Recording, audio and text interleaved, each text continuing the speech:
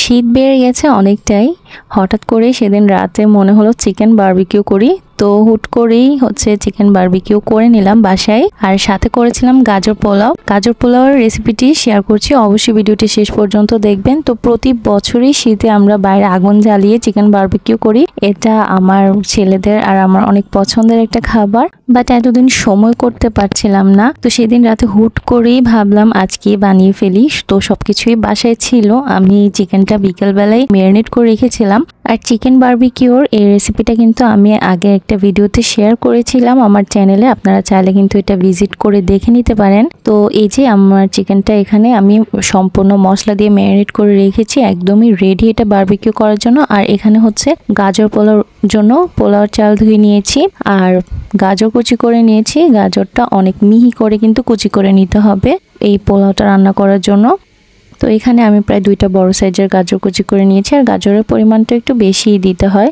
আর এই যে পেঁয়াজ কুচি করে নিয়েছি। এবার গাজর পোলাও রান্না করতে চলে যাচ্ছি। প্রথমে প্যানের মধ্যে পেঁয়াজ কুচিটা দিয়ে দিব। পেঁয়াজ কুচিটা কিছুক্ষণ ভেজে এটাকে বেরেস্তা করে নিব।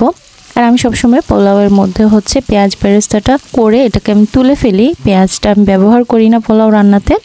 তো এই যে পেঁয়াজটা যখন ভাজা ভাজা হয়ে গেল, আমি তুলে একটা বাটিতে নিয়ে নিলাম। আর এবার এই তেলটার মধ্যে দিয়ে দিচ্ছি গরম মশলা আস্ত। তারপর একটু নেড়ে নেব। আর এখনই দিয়ে দিব গাজর কুচিগুলা। আর গাজর কুচিটা তেলের সাথে হালকা করে কিছুক্ষণ ভেজে নিচ্ছি। তো এর সাথে সাথে ধুয়ে রাখা পোলাওর চালটাও দিয়ে দিচ্ছি। একই সাথে কুক হয়ে যাবে, নয়তো গাজরটা আবার একেবারে রান্না হয়ে গলে যাবে। তো এই যে আবার পোলাওর চাল আর গাজরটা একসাথে করে ভেজে নিচ্ছি। আর দেখতে কিন্তু অনেকটাই সুন্দর লাগছে, তাই না? খুবই আকর্ষণীয় লাগছে দেখতে। আর এই পোলাওটা কিন্তু অনেক টেস্ট হয় খেতে। আপনারা কখনো ট্রাই করলে বুঝতে পারবেন, যারা খেয়েছেন তারা তো অবশ্যই জানেন। তো আমার পোলাওর চালটা কিন্তু ভাজা হয়ে গেছে। তো এবার সামান্য পরিমাণ আদা রসুন বাটা দেব, যেটা না দিলেই নয়। তো এবার দিয়ে দিলাম। এটাও একটু কিছুক্ষণ পোলাও চালের সাথে মিশিয়ে নেড়ে চেড়ে নিব। তো এই যে ভাজা হয়ে গেছে, এই পর্যায়ে পানি অ্যাড করার পালা।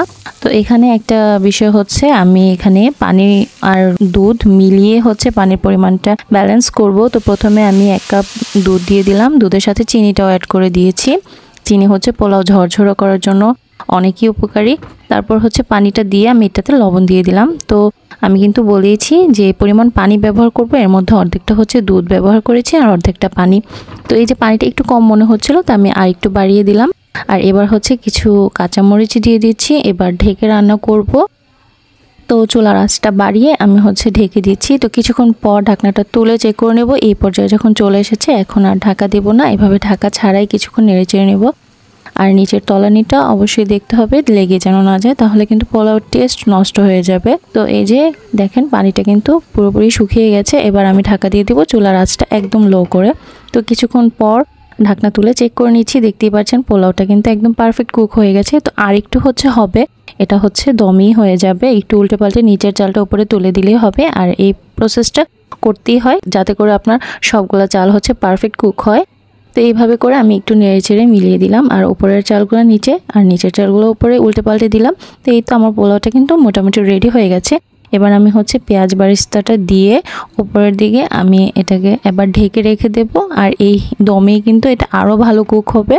তো এবার দেখি চলেন আমাদের চিকেনের কি অবস্থা। তো চিকেনটা তো আমি আগে ম্যারিনেট করে রেখেছিলাম, আর এই বারবিকিউ করার দায়িত্বটা আমার হাজব্যান্ডের। আমি এসব আগুন জ্বালানো এগুলো পারি না কিছুই। তো উনি এটা খুব ভালো পারে। উনি কলাটা রেডি করে চিকেনটা ডিরেক্ট দিয়ে দিচ্ছে। আর এই কাজটা পুরোটা উনিই করছে, আমি জাস্ট বসে বসে দেখছি।